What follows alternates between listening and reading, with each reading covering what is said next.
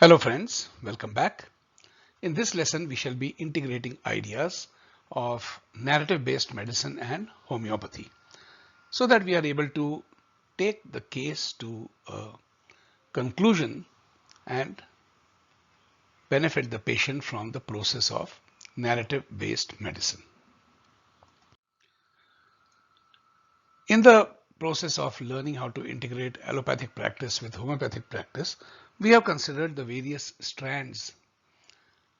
In this particular lesson, we shall be dealing with narrative medicine based on the case study that was given earlier. At the end of the case study, the question that obviously comes to the mind is, did the narrative help to find a remedy to address the totality of Miss N? Or was it just a feel-good factor that we added to the whole case? The next question that arises in our mind is that feel-good factor good enough? Is that the conclusion of the case? Where did the case go after that? We are told nothing in that paper. And the main question is, how would homeopathy integrate the narrative medicine in its practice? You'll be happy to know that all the inputs that we got in that conversation are going to effectively act as a filter to the number of remedies that could prove effective for the physical symptoms alone. And then let us see how. The point to note here is that the doctor in fact mentions that he came to the realization that Miss N's impotence in the psychosocial domain is mirrored in her physical inability to function. Very briefly, I would summarize those words as stating that the patient feels helpless. She feels impotent in the psychosocial domain, or in simple language, helpless. How does that help us? And we shall see that in this particular lesson. You must have realized that the patient had been under the care of a doctor for almost 3 weeks, and there was virtually no improvement except for a slight improvement in her gastroesophageal reflex. And as a matter of fact, newer symptoms had appeared. If we are to prescribe only on the physical symptoms for a malady which essentially has its roots in the stress, we shall be doing an incomplete job. Homeopathy, of course, derives from allopathy of its day, and it also addresses all the physical symptoms. Let us see how it would work out. There is one symptom of nausea. There is another symptom which is partly addressed with the medication, which is of heartburn or acidity or the GERD. There's also diarrhea accompanied with abdominal pain. And now she is reporting watery stools. If we were to do a homeopathic analysis or repertorization as we call it, these are the results that we shall get. This is an analysis chart of considering the remedies which were shown in the previous slide, and they only constitute the physical symptoms. You will notice here that so many remedies, in fact I am showing only 15, but there are many more. All of them address all the 4 complaints. So how do we go about choosing the correct one? There are different scores, of course, but if you read each individual remedy, each one of them will seem to fit the case. Luckily in homeopathy, we don't have to live with this kind of a confusion. We'll now see how we can capitalize on the basic methodologies of homeopathy to select the correct remedy out of these more than 15 remedies which address the physical symptoms. We must remember one thing, that whatever the physical complaint, the most individualizing factor of a person is the mind, the emotions, and what is affecting that person to create stress. Let us see what is happening in this case.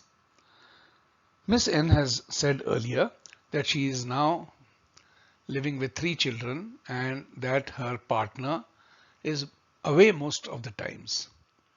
Her first husband is dead and her eldest son, who is now 18, is living separately and she is always worried about him.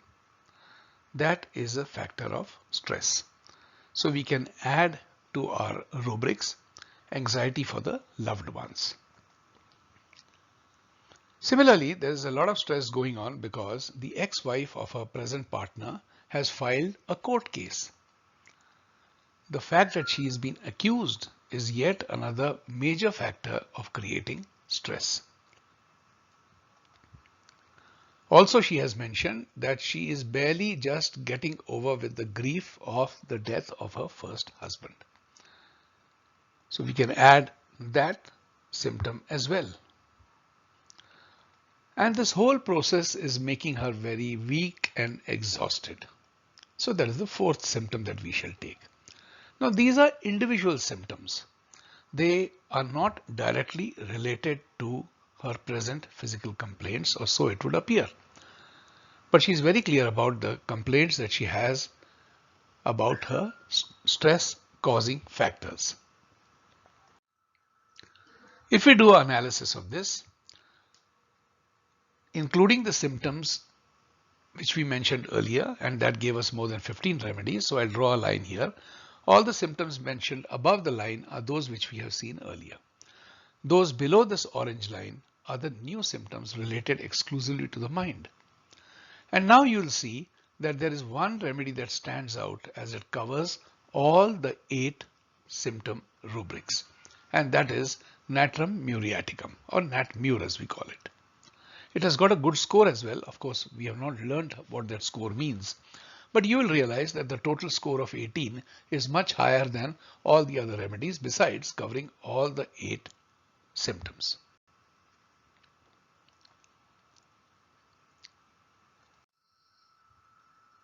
You will recall that when we saw the remedies for physical symptoms alone, this particular remedy did appear and it was at rank 11. But after including all the mental and emotional symptoms, it has become the top remedy and all the others have fallen behind. That is the beauty of homeopathy, because it integrates everything that is available in your normal day-to-day practice and even in concepts like narrative-based medicine. The biggest advantage is it does not remain a bystander or a witness to the narrative of the patient. It intervenes proactively to select the correct remedy to address the complaints of the patient. Let us take a few sentences out of that narrative which was shown to you in the earlier parts of this particular module. The doctor mentions that the importance in the psychosocial domain is mirrored by her physical inability to function. And we saw that the word that fits best is helplessness. You will be happy to note that if we see all the remedies that create helplessness, there are more than 109 remedies, and Natrum muriaticum or Nat-Mur happens to be one of the high grade remedies in that. The other thing that was mentioned by the patient was that my partner, we get along all right and that, but he focuses on his children and the problem that his ex is causing. That's all he goes on about. What do we notice over here? Is there a single word that could probably summarize her feelings? She feels as if she is neglected. She feels that her partner is all about himself and his children and his problems with his ex-wife. So, why do we call it a delusion or imagination? Because we don't know for certain. We have not talked to Kevin, her partner.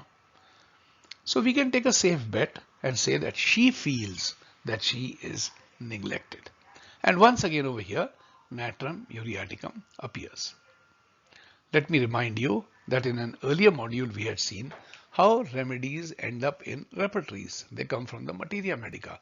And Materia Medica is a simple language assembly of all the symptoms produced in volunteers who acted as provers while proving the remedy. So even though we did not take helplessness and the feeling of being neglected, her imagination, we still arrived at natrum muriaticum, and if we add these two, you will find that natrum muriaticum is indeed the most suited remedy. In fact, I will go a step further. Let us do an analysis with factors causing the stress only. We leave out the physical symptoms altogether.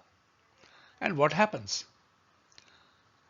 We have already considered anxiety for others, her concern for her 18-year-old son who is living away, the feeling that arises out of being accused in a court case for mistreatment of the children of Kevin and her ex-wife.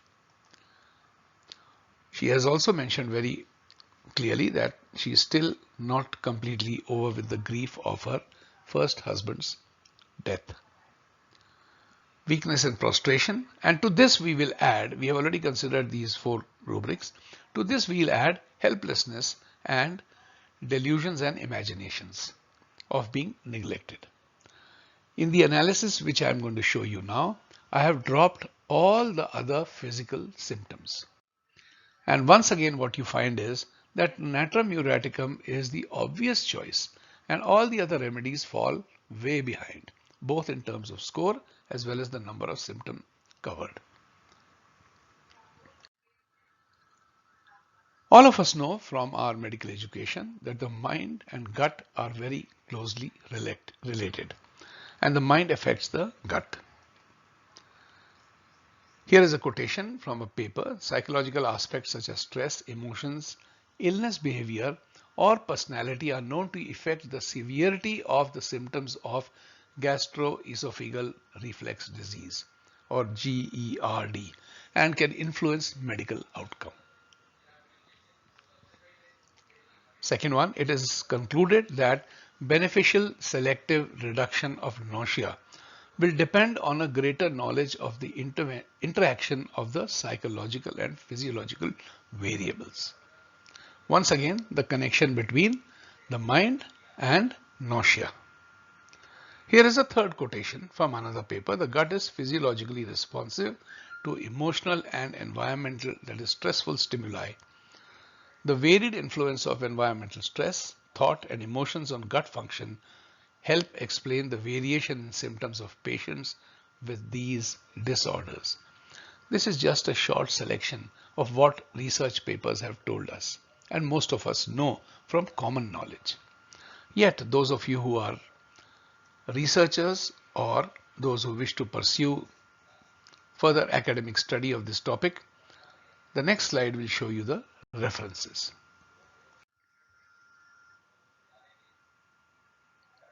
These are the references, and then we can move on to the next slide. So friends, that brings us to the end of this lesson, and what we learned was that narrative-based medicine goes one step further with homeopathy.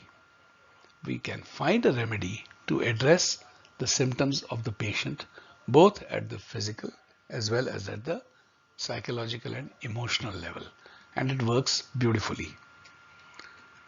Those of you who are interested could pursue further study of this particular remedy.